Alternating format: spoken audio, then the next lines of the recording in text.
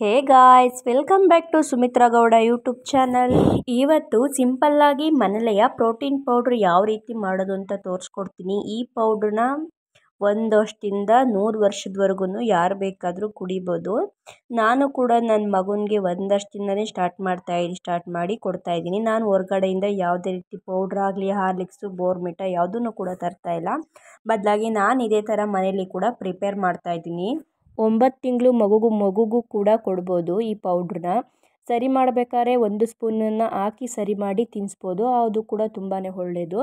ನಾನಿಲ್ಲಿ 200 ಗ್ರಾಮ್ ಪ್ಯಾಕೆಟ್ನ ತೊಗೊಂಡಿದ್ದೀನಿ. 100 ಗ್ರಾಮನ್ನು ಪೌಡ್ರಿಗೆ ಯೂಸ್ ಮಾಡ್ತೀನಿ. ಇನ್ನು ಮಿಕ್ಕಿರೋದೇನಿರುತ್ತೆ ಅದನ್ನು ಮಿಲ್ಕ್ ಶೇಕ್ ಮಾಡಲಿಕ್ಕೆ ಯೂಸ್ ಮಾಡ್ಕೊತೀನಿ.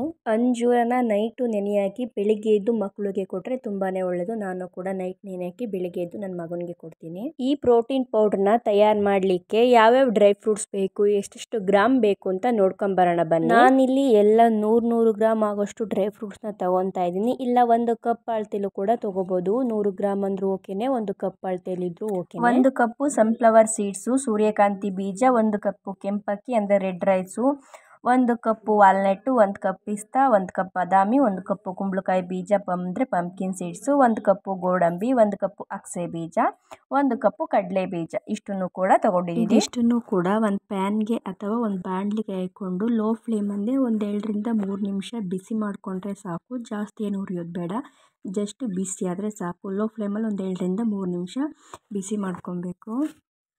ಹೊರಗಡೆಯಿಂದ ಹಾರ್ಲಿಕ್ಸು ಬೂಸ್ಟು ಬೋರ್ಮಿಟಾ ಅಂತ ತಂದು ಮಕ್ಕಳಿಗೆ ಕುಡಿಸೋದ್ರಿಂದ ಈ ಥರ ಎಲ್ಲ ಥರ ಡ್ರೈ ಫ್ರೂಟ್ಸ್ನೂ ಹಾಕಿ ಮನೇಲೇ ಪ್ರಿಪೇರ್ ಮಾಡಿ ಕೊಡೋದು ಬೆಸ್ಟ್ ಅನಿಸುತ್ತೆ. ಇದಿಷ್ಟು ತಣ್ಣಗಾದ್ಮೇಲೆ ಒಂದೊಂದಾಗೇ ಒಂದು ಮಿಕ್ಸಿ ಜಾರ್ಗೆ ಹಾಕ್ಕೊಂಡು ನುಣ್ಣಗೆ ರುಬ್ಕೊತಾ ಇದ್ದೀನಿ. ತೀರಾ ನುಣ್ಣಗೆ ಬೇಡ, ಮೀಡಿಯಮ್ ಆಗಿ ಒಂದು ಸ್ವಲ್ಪ ತುರಿಯಾಗಿದ್ದರೆ ಸಾಕು.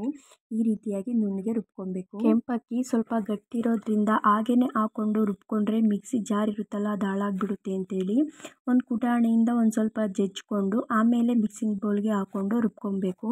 ರುಬ್ಬಿದ್ದೆಲ್ಲನ ಒಂದು ಬೌಲ್ಗೆ ಟ್ರಾನ್ಸ್ಫರ್ ಮಾಡ್ಕೊಂಡಿರ್ತೀವಲ್ಲ ಅದನ್ನೆಲ್ಲನ ನೀಟಾಗಿ ಒಂದು ಸ್ಪೂನ್ ಸಹಾಯದಿಂದ ನೀಟಾಗಿ ಮಿಕ್ಸ್ ಮಾಡ್ಕೊಬೇಕು. ಒಂದೊಂದು ಸೈಡ್ ಉಳ್ಕೋಬಾರ್ದು. ಎಲ್ಲಾಗಿ ನೀಟಾಗಿ ಮಿಕ್ಸ್ ಮಾಡಿ ಒಂದು ಗ್ಲಾಸ್ ಕಂಟೈನರ್ಗೆ ಅಥವಾ ಬಿಗ್ಗೆಗಿರೋ ಒಂದು ಬಾಕ್ಸಿಗೆ, ಮುಚ್ಚಳ ಟೈಟಾಗಿರುತ್ತಲ್ಲ ಆ ಬಾಕ್ಸಿಗೆ ಸ್ಟೋರ್ ಮಾಡಿ ಇಟ್ಕೊಬೋದು. ಇದನ್ನು ಫ್ರಿಡ್ಜಲ್ಲಿ ಇಡಬೇಕಂತೇನಿಲ್ಲ, ನಾರ್ಮಲಾಗಿ ಅಡುಗೆ ಮನೆಯಲ್ಲೇ ಇಟ್ಟು ಯೂಸ್ ಮಾಡ್ಕೊಬೋದು. ಬೆಳಿಗ್ಗೆ ಮತ್ತು ಸಂಜೆ 1 ಲೋಟ ಹಾಲಿಗೆ 1 ಸ್ಪೂನನ್ನು ಹಾಕಿ ಮಿಕ್ಸ್ ಮಾಡಿ ಮಕ್ಕಳಿಗೆ ಕೊಡೋದ್ರಿಂದ ಅವ್ರ ಹೆಲ್ತು ಕೂಡ ಸುಧಾರಿಸುತ್ತೆ. ಹಾಗೆ ಅವ್ರಿಗೆ ಪ್ರೋಟೀನ್ಸು ವಿಟಮಿನ್ಸು ಕೂಡ ಅವ್ರ ಬಾಡಿಗೆ ಚೆನ್ನಾಗಿ ಸಿಗುತ್ತೆ. ಇದನ್ನು ಮಕ್ಳಿಗೆ ಅಷ್ಟೇ ಅಲ್ಲ, ನಾವು ಕೂಡ ಯೂಸ್ ಮಾಡ್ಬೋದು. ನಾನು ಕೂಡ ಯೂಸ್ ಮಾಡ್ತಾ ಇದ್ದೀನಿ. ನನಗೂ ಕೂಡ ಬೆಸ್ಟ್ ಅನಿಸ್ತು. ನೀವು ಕೂಡ ಮನೇಲಿ ಟ್ರೈ ಮಾಡಿ ಯೂಸ್ ಮಾಡಿ ನೋಡಿ ಹೇಗಿತ್ತು ಅಂತೇಳಿ ಕಮೆಂಟ್ ಮಾಡಿ ತಿಳಿಸಿ. ಇದಕ್ಕೆ ಮಖಾನ ಅಂತ ಬರುತ್ತಲ್ಲ ಇದನ್ನು ಕೂಡ ಸೇರಿಸ್ಕೊಬೋದು.